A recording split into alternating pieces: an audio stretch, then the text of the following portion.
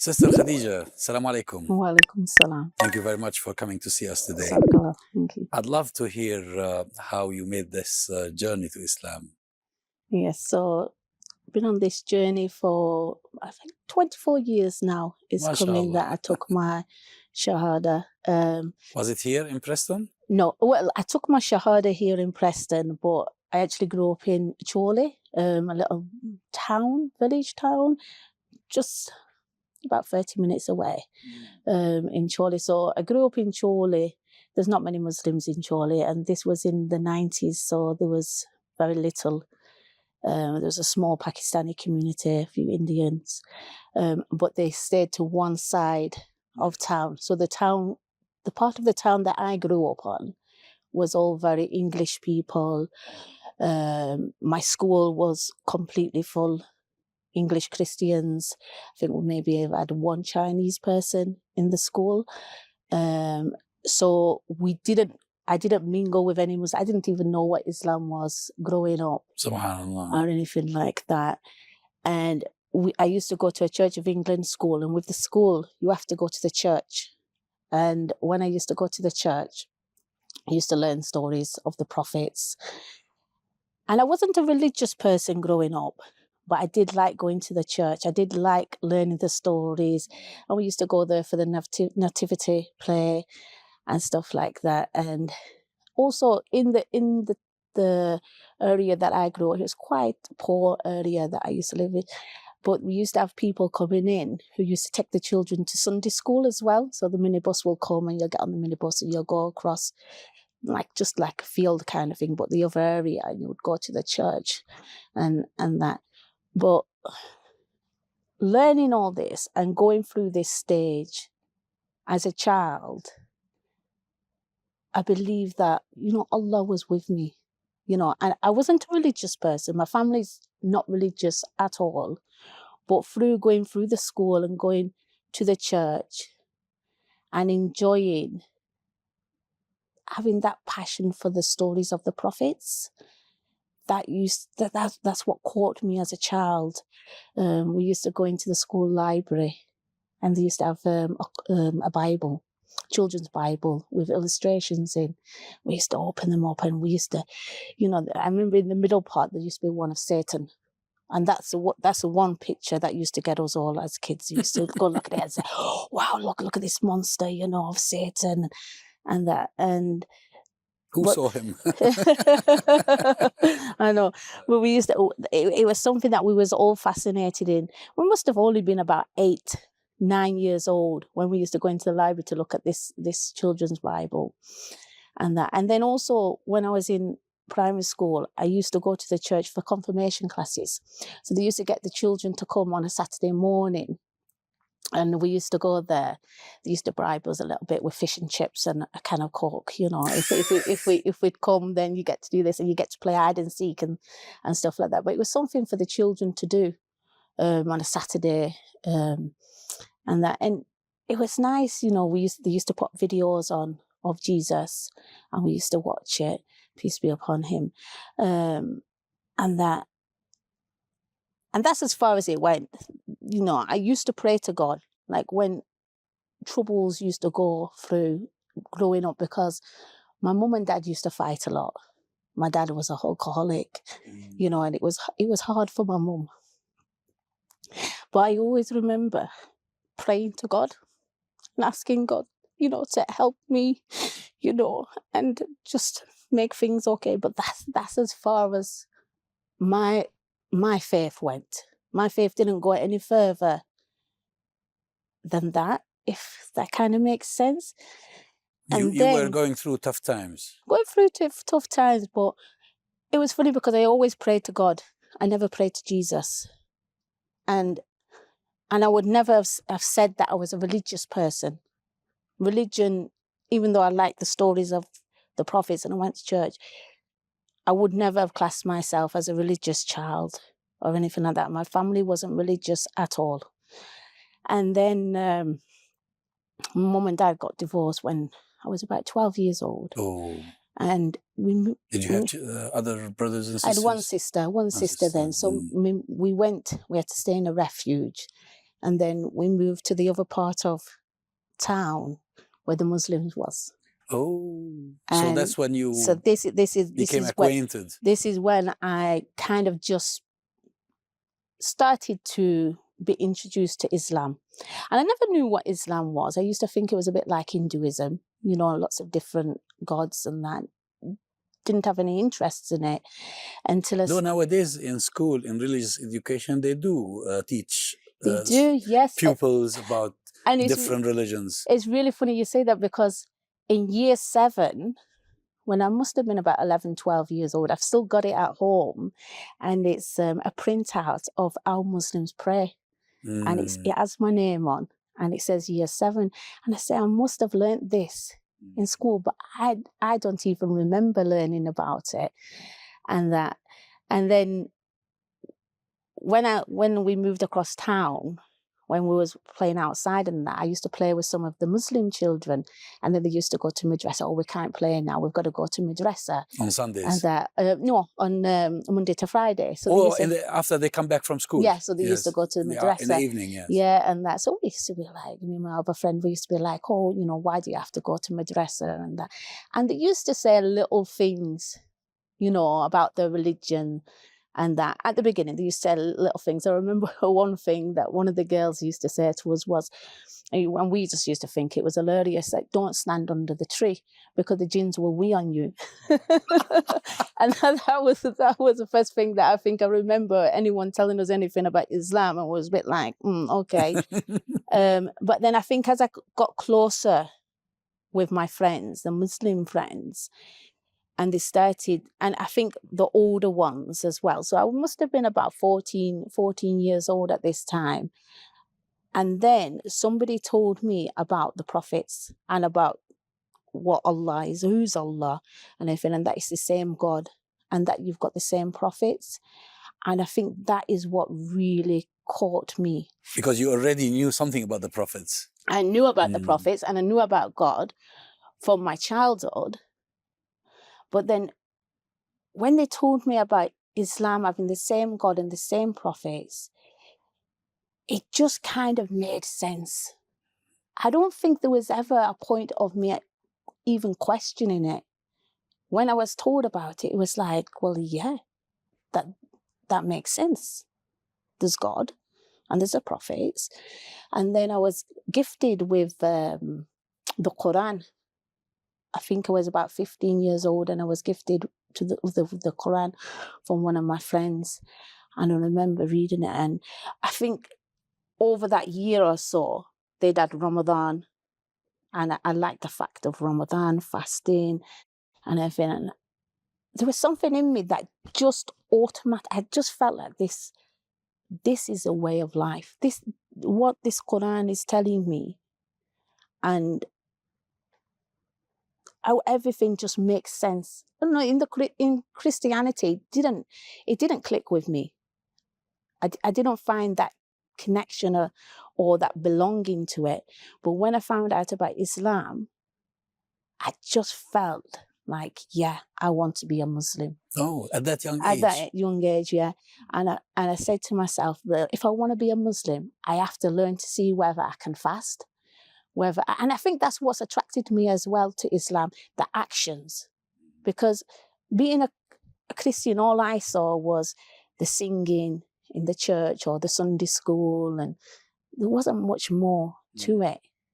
But when I saw Islam and you had to fast, and you wore the hijab and you dressed, you know, modestly, and there was no drinking, and, you know, there was no dating, I think all that attracted me. So I said to myself, right, I'm gonna be a Muslim.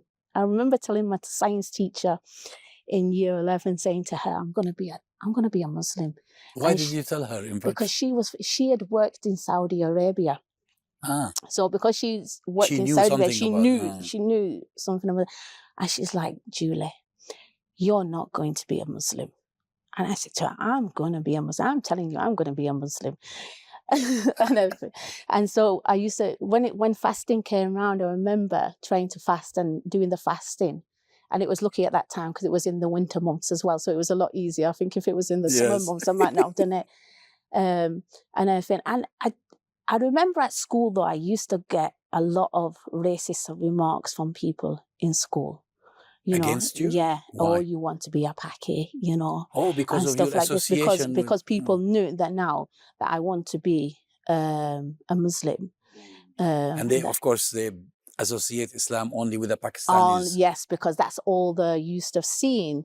And I think up in the northwest as well, especially like Chorley and Preston, there never used to be many Arabs, Muslims here. It used to be just the Asians from Pakistan, India, that kind of was up here.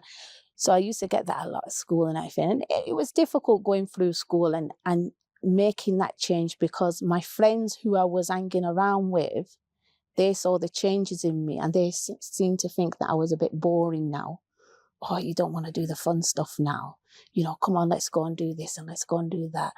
And I would be like, no, I don't want to do that now. And I was trying to make that change in myself to be a more sensible person, because I was a bit of a tomboy growing up, and I was always like mischievous and doing mischievous things and that. That's why the teacher wasn't, Yes, wasn't optimistic. I think that's why she definitely was thinking, there's no way you're going to be, a Muslim and that. But for me, I was just so determined I wanted to be a Muslim, but I didn't want to take my Shahada yet unless I could wear the hijab, I could dress modestly and stuff like that. So I started implementing it slowly into How long my did life. it take you? When I was 17. When I was 17, one of my friends got in touch with a lady here in Preston and arranged for me to come and take my Shahada. And I came here and I remember meeting another revert sister.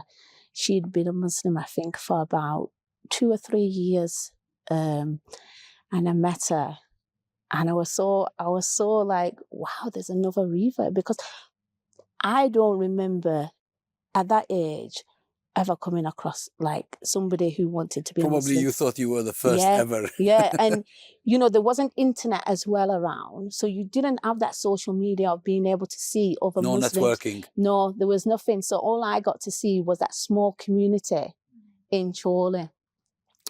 And then I thought to myself, this is brilliant. And when I actually took my Shahada that day, it was one of the ladies. She was a teacher at the Islamic school. So there's an Islamic school in Preston, Muhammad Zakaria School, and they also did madrasa in the evening. So they started doing a madrasa for reverts. So they said to me, do you want to come to it? And that'll be 5 till 7, Monday to Friday and everything. So I said, yeah, I would love to. Were you still with your mother at the time? I was still living at home. So I was 17. When I left school, I went to work in a care home as well, because that's what I wanted to do. I wanted to go on to nursing and that. So I went into working into a care home. And I remember like the transition of being in the care home as well, because I went in as Julie with no hijab. And then like near to the end of it, I was Khadija now and I'm wearing the hijab. And it was so funny because the little old ladies used to say to me, why are you wearing that on your head? Have you been washing your hair? Have you got the flu? And I'm like, no, I'm a Muslim now. I want to be a Muslim and I'm Muslim. And everything. And they used to be so intrigued in wanting to listen to the story and everything. I used to think that, you know what, if I give dawah to them, then inshallah, they will become Muslim, or they will know something about Allah. So what was your mother's response? My mother thought that I was gonna be cuckoo. She was like, what? Like she couldn't understand it. Like, you've got all this freedom to why do are what you you want. restricting yourself? Why are you covering yourself? Why would you want to do that? And it was a little bit more difficult because at this time my mum had a new partner. And he wasn't happy about me wearing the hijab. And because he wasn't married, I knew that I had to wear the hijab in front of him. And everything. And it did actually get quite physical. Oh, really? At home with him. So then when I turned to 18, I decided that now it's time to get married. I wish in a way I didn't get married. I wish that I'd actually studied the deen.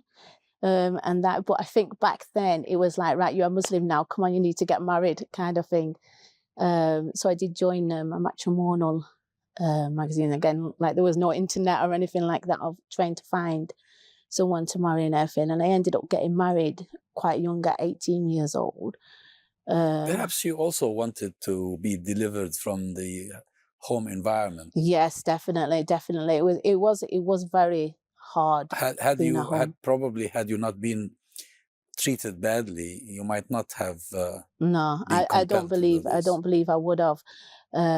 But the fact of, yes, the home was, it was horrible, to be in that So in home. terms of friends, a complete change. So a complete change of friends. All my friends I had to, and it didn't worry me, because I just felt like this is my journey. This is what I want to do now, and I want to go down this path.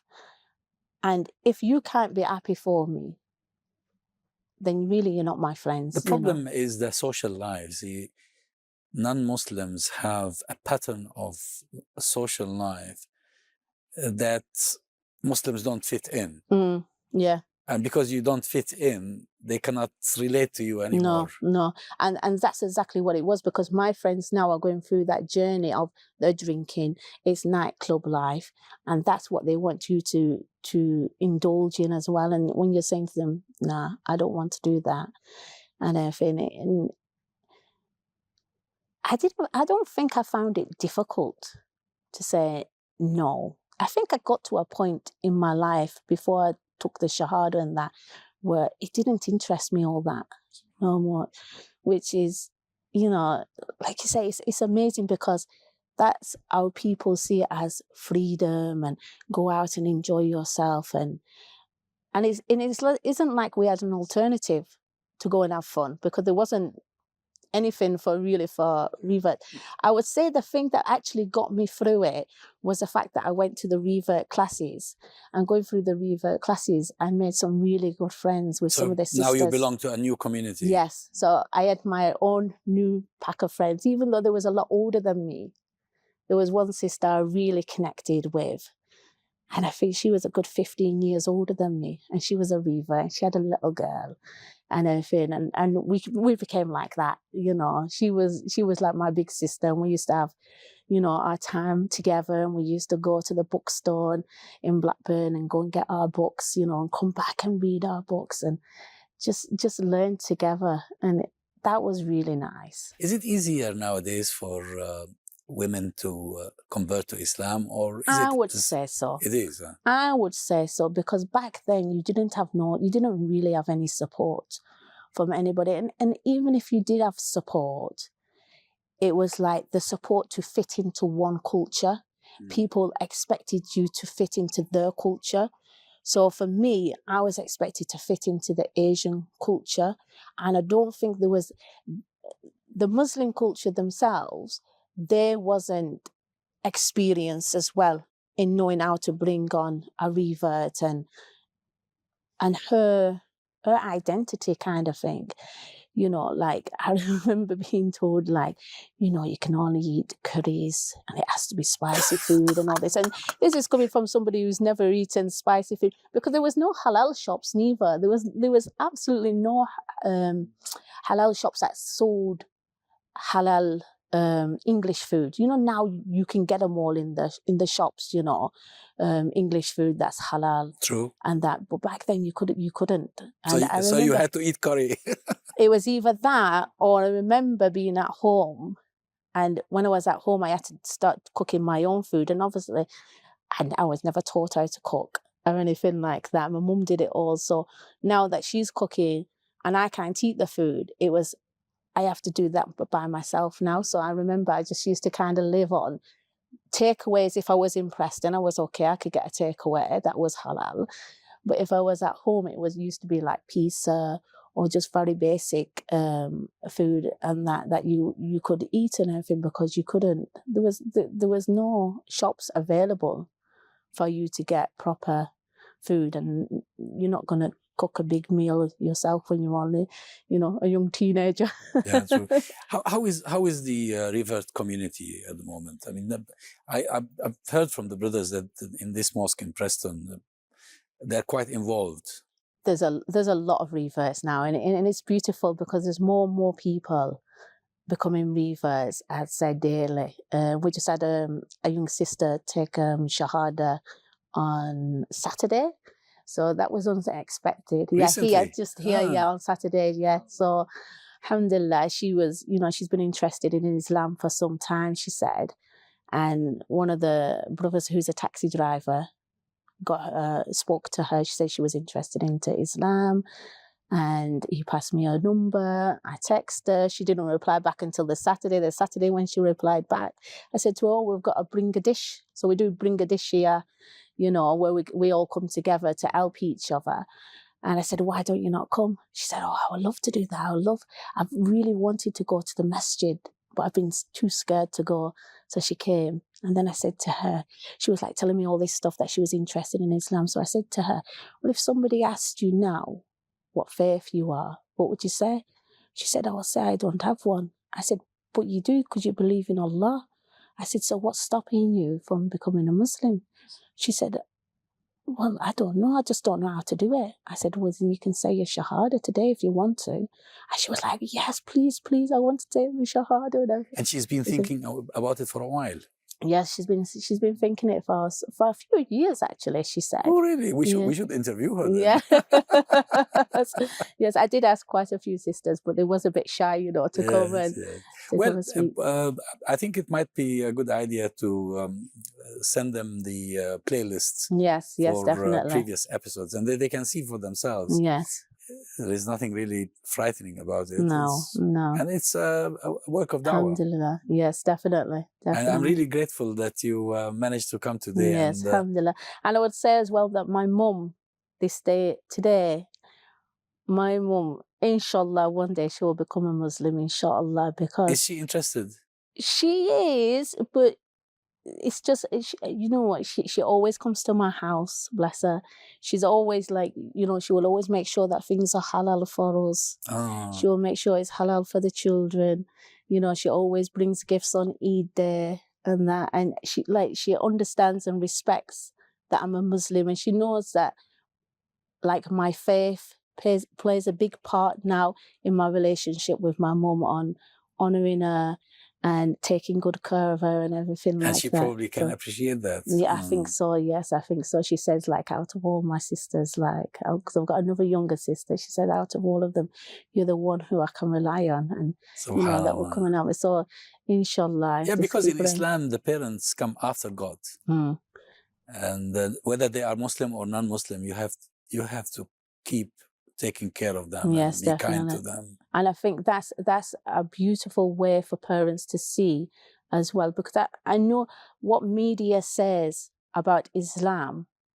I think they just think that when we become Muslim, that, whoa, what's this foreign thing that you wanted to come and, the terrorists and the this and the that. It's not good. But then when you actually start showing them through the actions, the beauty of Islam, I think that really is a turn of heart for them to see that, that Islam is actually... We make dua for your mother, inshallah. Ameen. Jazakallah khairan. Thank you very much for coming. Thank you so much. It's been a pleasure talking to you. Surely has. Thank you. Thank you.